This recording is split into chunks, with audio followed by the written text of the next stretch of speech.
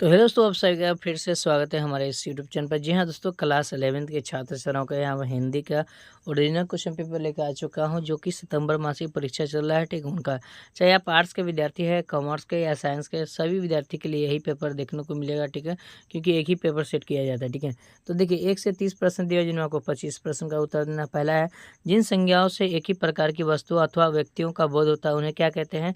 तो याद रखना, उसको जो है क्या कहते हैं, तो ऑप्शन यानी कि बी होगा, यानी कि जातिवाचक संज्ञा कहते हैं। ठीक है, याद रखना ऑप्शन और बी होगा राइट आंसर। ठीक है, चलिए आगे बढ़ते हैं। दोनों प्रश्न देखिए, कहता है निम्नलिखित में कौन अल्प विराम चिन्ह? ठीक है, तो अल्प विराम चिन्ह कहेगा ना, तो याद रखना ये कॉमा वाला चिन्ह होता है। ऑप्शन और यानी कि सी होगा राइट आंसर। ठीक है, ड वर्ण का उच्चारण स्थान क्या होता है? ड ड किससे आवाज आ रहा है?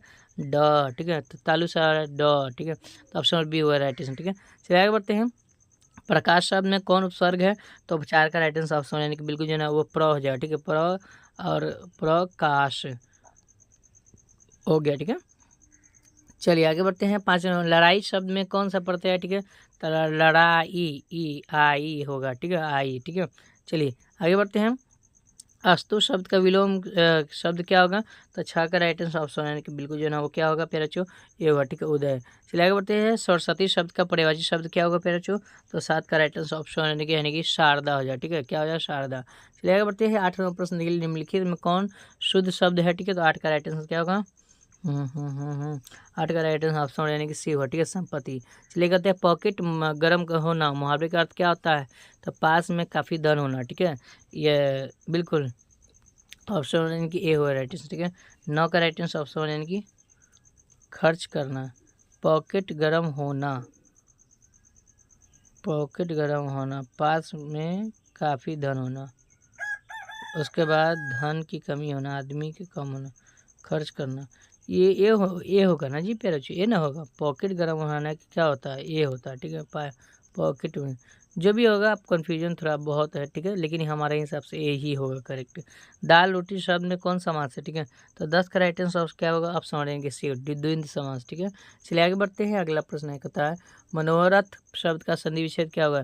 तो इसका आंसर 11 का राइट आंसर ऑप्शन यानी कि सी हो। ठीक है, मना जो रथ हो जाएगा। 12वां प्रश्न है, छात्र कमरे से बाहर आ गया, इस वाक्य में कौन सा कारक है?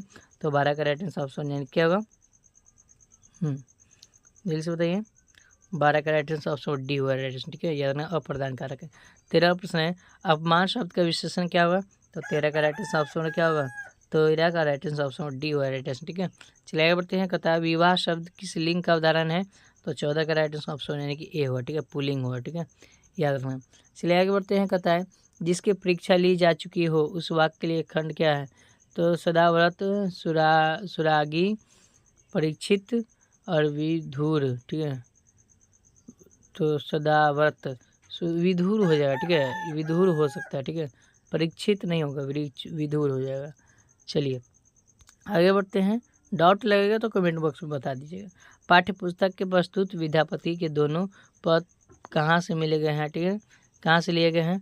तो 16 का राइट आंसर क्या होगा? 16 का राइट आंसर ऑप्शन सी होगा राइट आंसर। ठीक है, चलिए आगे बढ़ते हैं। 17वां प्रश्न है, हल्कू कैसे जान सका कि रात अभी पहर भर बाकी है? तो 17 का राइट आंसर ऑप्शन बी हुआ राइट आंसर। ठीक है, ओके। चलिए आगे बढ़ते हैं। 19वां प्रश्न, 18वां प्रश्न है, बाकी जा चुकाने के लिए ही तो हमारा जन्म हुआ, पेट के लिए मजूरी करो, ऐसी खेती से बजाय बाज आए, प्रस्तुत कथन किसका है? ठीक है, तो 18 का राइट आंसर क्या हो? तो एक मुन्नी का। ठीक है, याद रखना किसका? मुन्नी का। चलिए आगे बढ़ते हैं। 19वां प्रश्न देख लिया, कहता है कविता की परख परख शीर्षक पाठ की विधा है। ठीक है, तो 19 का राइट आंसर क्या होगा?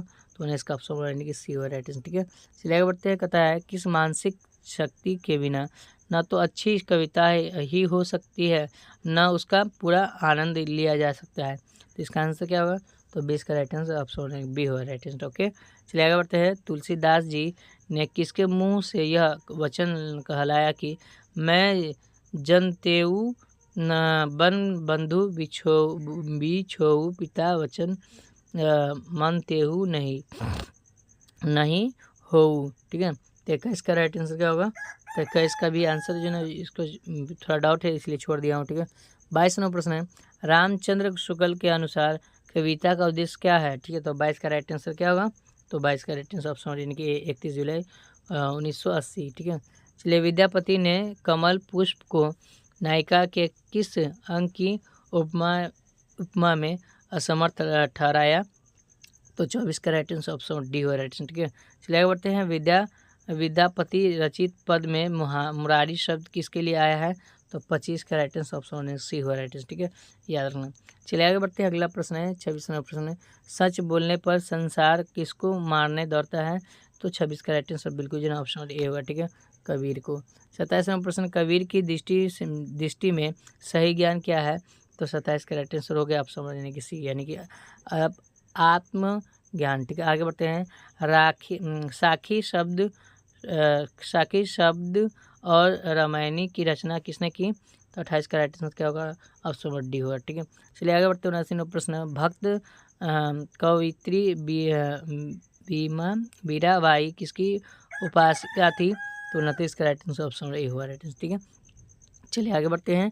30वां प्रश्न देखिए, कहता है भक्त कवयित्री बीमा राय की तुलना भारतीय साहित्य में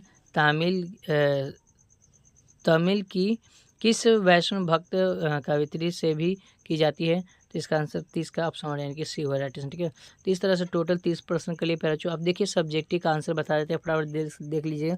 ये सब्जेक्टिव क्वेश्चन है। पुष्पराज से कहानी में हल्कू खेत की उजरी दशा देख क्यों प्रश्न हुआ? तो ये क्वेश्चन आप पूरा देख लीजिए फटाफट जल्दी से, मैं इसका आंसर बता देता हूँ, फटाफट आप नोट करिए। ठीक है, ये पूरा क्वेश्चन देख लीजिए। ठीक है, सबका आंसर दिया गया है। चलिए मैं बता देता हूँ हिंदी का आंसर।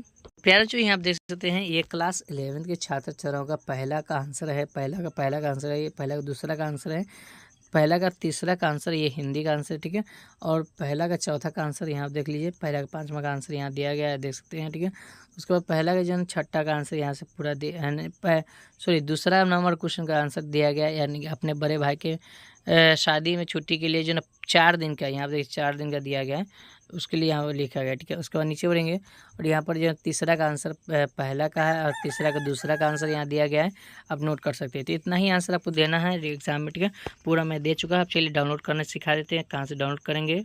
तो प्यारे बच्चों, उसके लिए आपको गूगल में जाना है। जो इस चैनल का नाम है, गूगल में आने के बाद सर्च कीजिएगा पॉइंट ऑफ स्टडी STM। ठीक है, सर्च कीजिएगा पॉइंट ऑफ स्टडी STM। ठीक है, जैसे सर्च कीजिएगा पॉइंट ऑफ स्टडी STM.com लिखा रहेगा, उस पर आपको क्लिक करना। ठीक है, जैसे उस पर क्लिक करेंगे तो नीचे बढ़ेंगे और यहाँ पर जो ना और थोड़ा नीचे बढ़ेंगे और यहाँ पर देखिए 11th लिखा हुआ ना, 11th, इसका आपको क्लिक करना। ठीक है, जैसे क्लिक करेंगे तो नीचे बढ़ेंगे, इस तरह का इंटरफेस देखने को मिला। नीचे बढ़ेंगे और थोड़ा सा नीचे बढ़ेंगे और यहाँ पर जो है हिंदी दिया हुआ देख सकते हैं, ऊपर हिंदी दिया हुआ है, चाहे आप आर्ट्स साइंस कॉमर्स किसी भी स्ट्रीम से हिंदी दिया हुआ है, इस पर आपको क्लिक करना। ठीक है, जैसे इस पर क्लिक करेंगे तो इस तरह का इंटरफेस देखने को मिला। नीचे बढ़ेंगे और यहाँ पर ऑब्जेक्टिव का आंसर इस तरह का अपडेट किया जाएगा, यहाँ पर लिखा रहेगा हिंदी। ठीक है, यहाँ पर लिखा रहेगा हिंदी। ठीक है, याद रखिएगा, यहाँ से आकर डाउनलोड कर लीजिए। ठीक है, तो जल्दी से इस चैनल को सब्सक्राइब करके रखिएगा ताकि आपको हर हमेशा इस चैनल की मदद से आपको हमेशा काम आए आगे।